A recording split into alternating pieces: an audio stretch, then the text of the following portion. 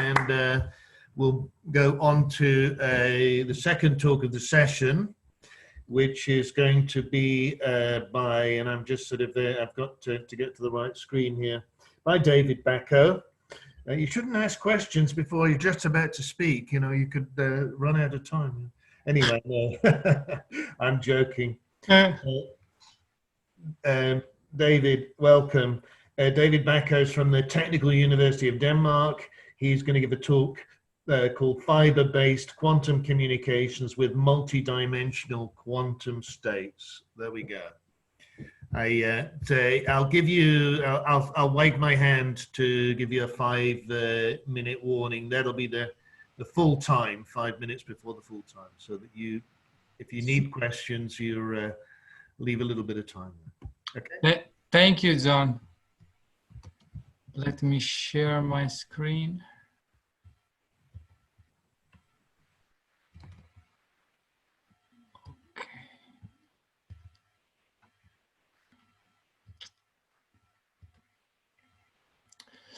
Okay, so good morning to everyone, and thank you, John, for the introduction. First of all, let me thank the organizer for inviting me at BQIT 2020, and in particular, I want to thank Jorge and Josh. So today, I'm going to try to give an overview of what we have been doing during the last 4 years at the Technical University of Denmark regarding the transmission of multidimensional quantum state of high-dimensional quantum state. The outline of my talk is put up here. So I will introduce the SPOC Center, so the Center of Excellence where I'm working. Then I'll give you some motivation, so why we believe in high-dimensional. And then I give you 3 examples. One where we transmitted orbital angular momentum through a special fiber. Then a second one where we transmitted the high-dimensional quantum state encoded in path over actually a 2-kilometer multicore fiber. And the last one that I would like to call it a more practical high-dimensional quantum communication, because there we use a single mode fiber, but we still use this multidimensional quantum state. And then I conclude with a summary and a perspective. So let me introduce this Center of Excellence. So this center is called SPOC, Silicon Photonics for Optical Communication. It's a big center and we are around 40 people. And is sponsored by the Danish National Research Foundation. And the aim of this center is to find a solution to the major challenges of communication systems. So security, energy consumption, and capacity. And within this center, we have different teams, and we have actually, a quantum team, and I want to start with it. So in particular, we have PhD students and 2 postdocs. Actually, Jeremy is also presenting a poster in the Slack channel, so please have a look later.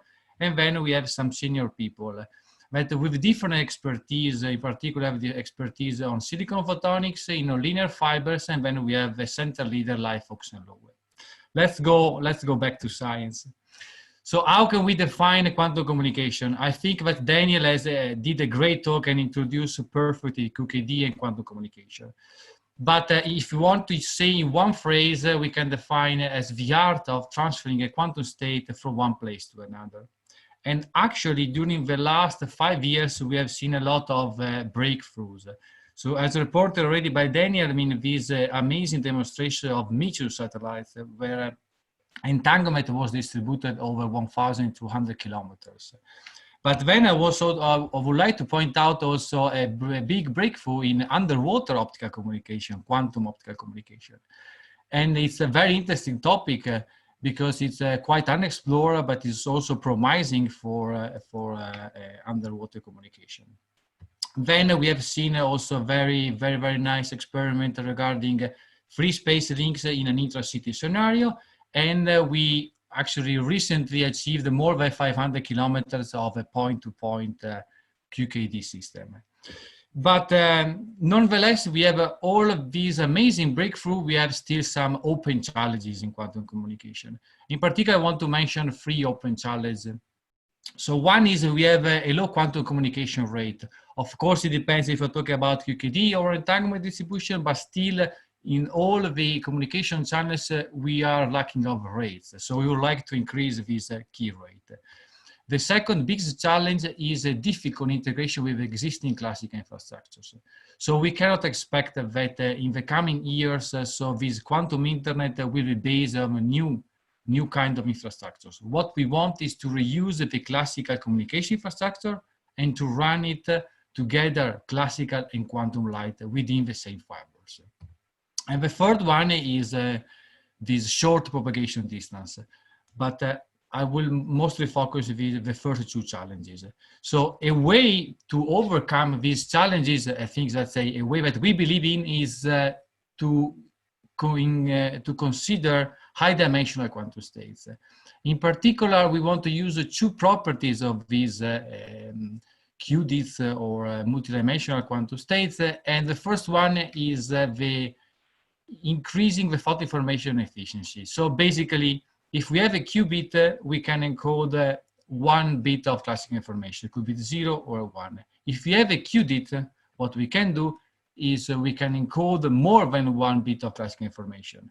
So in particular, if we have a 4-dimensional Hilbert space, so it's called the Q-quart, we can encode actually 2 of classical bits. Another amazing property of the high-dimensional quantum states is that they are they can tolerate higher noise in the communication systems. In this plot, what you have is that in the x-axis you have the QBR, or basically you can also refer to the fidelity of your quantum states. And on the y-axis you have the mutual information between the transmitter and the receiver. As you can see from moving from the black line, which is the two-dimensional case, towards the pink line over here, we can tolerate more noise in our communication systems. So by using these two special properties, we want to propose a new solution to the quantum communication challenges. So let's see, how can we actually generate these qudits? There are many different ways, and some of them have already been introduced. So a simplest way is to use orbital angular momentum of light, where we can combine different orbital angular momentum modes to create a basis of a high-dimensional quantum state. The second one is called, it could be time bin or time energy. So I'm using my time, I'm slicing my time in order to create a qudit that is encoded in a different time bin. A third option is to consider different frequencies. So I'm using multiple frequency to create my quantum states. And the fourth one is using path encoding. Using path is very easy if you have, for example, a silicon chips where you can encode 1 qubit in 2 paths. If you have a qubit, you can encode it in multiple paths. Let's go to our experiments and to our demonstration. So the first one that I want to present is this transmission of OEM encoded over a special fiber. So as I already said before, this orbital angular momentum is a natural way to generate high-dimensional quantum states, and it has been exploited a lot in a free space communication. In particular, there is this 2 nice demonstration, one from a group from Padua, from Villoresi's group, and the other one from Karimi's group, where they show that it's possible to transmit quantum state encoding orbital angular momentum. But a demonstration of high-dimensional quantum state transmitted through a fiber was not done. So to do this, we need actually a special fiber. This special fiber is called air core fiber. It actually be designed by Siddharth Ramachandran, who is a professor at Boston University. And by using this special fiber with an air core fiber, it is possible to transport orbital angular momentum states and conserve this special property. This fiber has been produced actually in Denmark by OFS. And it has been explored a lot for classical communication, but for the quantum ones, it was never actually tested since 2 years ago. So how do we generate this orbital angular momentum state? How do we propagate through this fiber? So the way that we used is that we use a vortex plate or a Q plate to generate orbital angular momentum depending on the polarization of our quantum state. After this, what we do is basically we use the weak coherent states of light. So we didn't use single photons for these experiments. But the idea was to have a laser and then to have an intensity modulator to generate pulses. And after, by using a variable optical attenuator, we can attenuate our light at the quantum level. By using an optical switch, we can decide which one of the quantum states we want to encode. So in a quantum communication, or specifically in a QKD system, so what we need is two mutual bias bases. And as you can see here, it's one of the two bases where we have the OAM +6 and -6 combined with the polarization. So after this phase modulator that allows to us to change the polarization of a quantum state, we have two Q plates with different L orders. We combine them with a B splitter, and then we can send through the OM fiber. But in order to demonstrate a quantum key distribution protocol, and in the future to have a quantum communication system, so we need also to prepare superposition basis. And in particular, we select these quantum states, where we have a combination of +6 -6 and +7 -7. The reason why we use these special modes of 6 and 7 is that the fiber was working well with this kind of modes. But in principle, you can choose which modes you like. To prepare this superposition basis, we use a similar setup, but then we combine also, we use a free space setup to generate these superposition states. So these are the two mutual unbiased bases and the way that we prepared. After it, we use, we actually coupled into the air core fiber, and then we need to receive these quantum states. To receive these, we need, first of all, an OEM sorter, that is a sort of beam splitter for orbital angular momentum modes, and then to detect the quantum states. So the sorter actually is reported here is made by the free space interferometer with dove prism in the middle of the two arms, and this is the visibility that we achieved in this sorter. After the sorting, so the sorting can divide between 6 and 7, so between even and odd modes. We can basically measure the two bases. The first basis is quite simple to measure, and so after the sorter, we have the two couplets again that convert back from OAM to Gaussian-like, and then we can project our quantum state and receive with 4 single photodetectors. From the other side, the superposition basis is slightly more complicated because after the sorter, we need another interferometer. So we convert back to Gaussian and we have another interferometer to measure the relative phase between the even and on the odd modes. And then we measure again with polarization and states and the 4 single photodetectors. So we run actually the protocol both for the qubit case and for the qudit case because we want to have a fair comparison of the cases. So we measure the fidelity of the quantum states and we achieve 98% for the 2D case and 95% for dimensional case. But actually we want to do something more. And what we did was to test the systems in a real situation. So we run a QKD protocol. Summarizing this slide, what I want to tell you is that to have a look at the plot on the top right here, where we have a secret key rate on the y-axis and the losses. So the first 2 points here are the secret key rate that we generate after the fiber. And this one is where we included an optical attenuator to estimate what could be achieved if we have a longer fiber.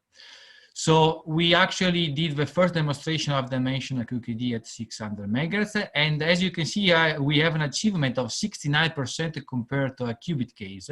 So by using an OAM, by using a qudit, which is a 4-dimensional quantum state, in this case, we got an achievement of an enhancement of 69% compared to 2D cases. And then, so actually, we proved that we are able to transport and transmit OAM and quantum communication in a fiber. So the second things that I want to introduce and to present to you is that we don't want only to stop and to consider orbital angular momentum modes, but we also to explore and to use multicore fibers. In particular, what we want to do is to consider path encoding. And the reason why we want to use path encoder because it can be easily matched with a photonic integrated circuit. So in principle, we can prepare a quantum states on a photonic integrated circuit, and then we can couple and connect to a multicore fiber. So actually, what is a multicore fiber? Multicore fiber is a fiber where within the same cladding, we have multiple cores. And these fibers present losses that are very similar to the loss of a single mode fiber. Then what we have actually is also very important characteristic of this fiber is a very low limited crosstalk.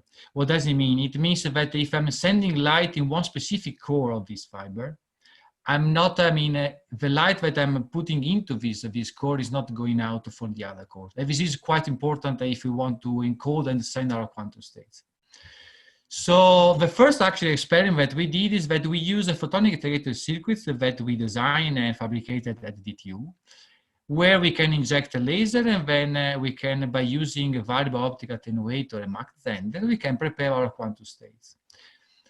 And we can call it A, B, C, D, the 4 outputs from the silicon chip. And then the idea was to match with a multicore fiber to connect basically the photonic integrated circuits with a multicore fiber, transmit through a multicore fiber, and using a similar receiver to characterize and measure the quantum states. Also in this case, I'm writing here the two mutually unbiased bases. And what we want to do is to compare the 2D from the 4D cases. So here I report the fidelity that we achieved in our experiment. So 97 and 98 in the case of 2-dimensional and 4-dimensional. And also in this case, what we're going to do is to test the system in a real-time configuration. So we run a QKD protocol and we test that the bit error rate and the secret rate, basically we can generate a key for at least 10 minutes. So this experiment was done actually in 2017. It was, a proof of concept experiment because we had also some problems on it, in the sense that the phase was drifting between the different cores. And actually what we used was also a sort of a slow repetition rate for the transmitter. And it was very difficult to keep the stability over time. So before actually moving and pushing this technology, we said, okay, but does it make sense to use multicore fiber, or can we just use a bunch of single mode fibers that are all linked together? And the answer actually is reported on this plot. This is a collaboration with the CNR in Italy, in Florence. And the idea was to create an interferometer of two single mode fibers that were staying together, and two cores of a multicore fiber. So the phase drift that you can see in the two different cases, it's quite different. And then you can see that we have more than one order of magnitude of increased stability if we use a multicore fiber. What does it mean? There is an advantage of using a multicore fiber if you are caring about the phase drift in your communication systems. But of course, this is not enough for us. We cannot work with 5 seconds of phase stability. So what we did was to implement a phase lock loop system where we used a counter-propagating laser to keep the stability over the communication systems. So by doing this, actually what we achieved was 7 hours of measurement of stability between two cores of a multicore fiber. So now that we have all the ingredients, we would like to push more and to go further, so to increase the distance and to keep the stability and to show that this kind of space encoding could be used for quantum communication. Let me move to my last experiment that I want to introduce you, and then in particular to these high-dimensional, practical high-dimensional things. So what I have showed you up to now, it requires, let's say, advanced fiber, a lot of equipment. So you could say, okay, this is not practical. So multidimensional quantum states requires too many things. It could not be practical in a few years. And I kind of agree with you, but let's have a look on this different perspective. So this one is the simplest QKD setup that you can imagine. This is actually called a 3-state protocol. So again, we have a 2 mutually unbiased basis. And what they use actually, this is from the Genève group, is just a laser and then 2 interferometers, one for preparing the quantum states and one for measuring, and 2 detectors. And if we want to extend this specific protocol where we use a time beam to a high-dimensional quantum state, this is the demonstration that was done actually 2 years ago by the group, from a group for Daniel Gauthier in US. And as you can see here, they use a sort of 3 delay 9 interferometers and 8 detectors. It's true that they achieve the highest secret key rate ever, that is 26.2 megabits per second, but it's a lot of equipment that is needed for this kind of demonstration.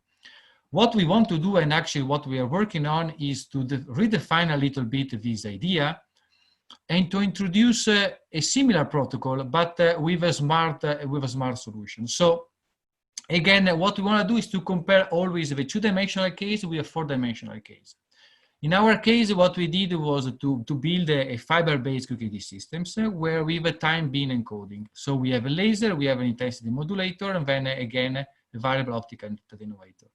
We have a different fiber channel distance. At the receiver side, we have a beam splitter, and where we have one detector for receiving, let's say, the Z basis, and the other one to measure the superposition basis by using a delay line interferometers. So this is the classical BB84 protocol with time beam encoding. If we want to extend this protocol to high dimensional, we can also use this kind of, let's say, encoding technique. So we have 4 different time slots, and we have 2 adjacent and 2 non-adjacent time configuration with different phase. This is a 4-dimensional quantum states. So by using this kind of configuration that now I'm going to explain, we can use the same amount of detectors. So basically, we have a similar comparison to the 2D case by using the same equipment, and we can achieve more rate. So the idea is to select one of the 2 bases by using a polarization controller or by using a polarization shifter, and to decide which one of the 2 interferometers you would like to use. So for example, so if I want to use to measure the Z basis, I can select the short length of my interferometer. If I want to use the X basis, I can basically have decide to send the light through this long link and to measure the second basis.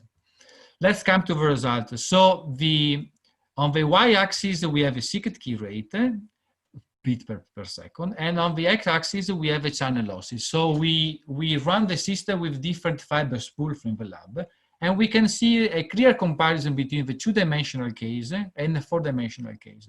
So the green curve is the 2D, so the BB84 protocol with the qubit, and the purple one is the 4-dimensional case. You can see that actually up to 21, 22 dB of losses, we have, a very nice gain compared to the qubit case. And we're actually using the same setup as a bidimensional case. Let me conclude. So we have shown you that quantum states can be propagated with high fidelity encoding OEM through a special fiber. And we did this by demonstrating high dimensional QKD over 1.2 kilometers of OEM fiber. We also demonstrated that path encoded, so silicon photonics combined with multicore fiber could be, a very nice solution for transporting multidimensional quantum states over long distance. And that then also finally also show that high dimensional is also practical. It always depends on which kind of degrees of freedoms that you are choosing for your experiment. With this, I would like to thank you for your attention, and also thanks to all the sponsors. Well, thank you, David. That's an excellent talk. I should reflect the thoughts of the large audience. I'm not techie enough to know how many people are on the stream at the moment. Yesterday it was up at 250, so I'm hopeful today is a similar audience. The questions have come in, and we have caught up a little bit of time because you've gone correct to time. So Mehul Malik is asking, how sensitive is the coupling, the alignment, effectively, of OAM modes into an air core fiber? So the first answer we say a lot, in the sense that I try to be more scientific. So of course, when you do this kind of alignment, you cannot just take your weak coherent state or single photons and send through this fiber. So actually what we did is that we use a picosecond laser, and so we have high power, and we try to measure the extinction ratio at the output in terms of the time of arrival of these OEM modes. So by looking at the time of arrivals and then the extinction ratio of the peaks, we can more or less infer how good was the coupling between the different modes. But at the moment is quite sensitive, yes. He and other people like Chris Morrison was interested to know what's the coupling loss from the integrated circuit, from the chip to the multi-core fiber. So, yeah, usually, I mean, we have a special coupling in the sense that under our silicon photonics platform, we have a sort of a mirror that is able to reflect the light. And so we can achieve more or less 0.7, 0.8 dB per facet. But if you have this multicore fiber, is tricky because to couple the light directly to the multicore fiber was not so easy. But at the end, I mean, what we had in that experiment was 1.5 dB. Okay, good. And then the final question from Francesco before we hand over to the Slack for questions. Do the OAM compatible fiber have comparable transmission efficiency for the OEM values 6 and 7 for the higher OAM states, or is it does it fall away, the transmission, at some higher value of OAM mode? So at the moment, what I can say is that we are at the stage where you can design a fiber, then you can go to a company, and then you can ask to draw a fiber. But different fibers has different losses actually. And in this particular experiment, the 6 and 7, they have similar losses. But if you might consider 6 and 9, they have different losses. So there is a lot of work that has to be done in that direction.